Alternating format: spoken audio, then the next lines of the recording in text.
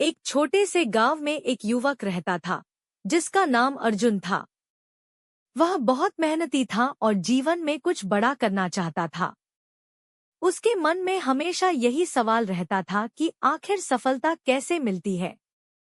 क्यों कुछ लोग जल्दी सफल हो जाते हैं और कुछ लोग बहुत मेहनत करने के बाद भी पीछे रह जाते हैं।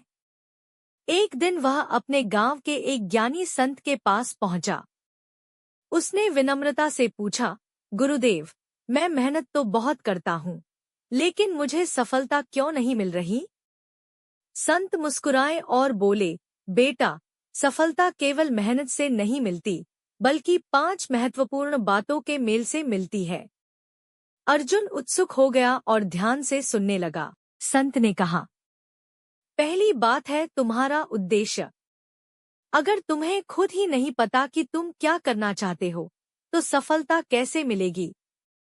दूसरी बात है साधन।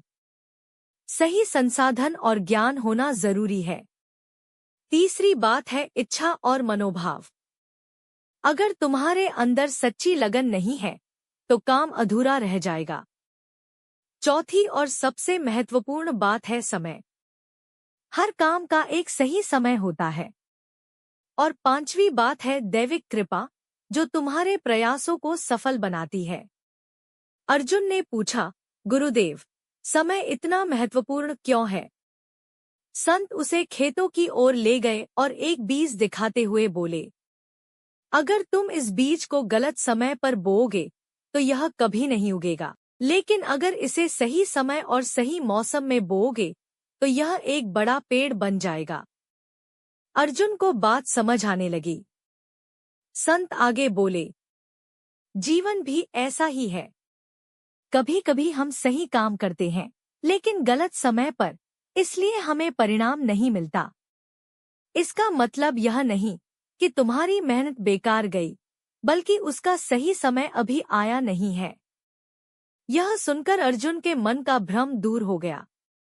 उसने धैर्य रखना सीखा और सही समय का इंतजार करते हुए अपने प्रयास जारी रखे।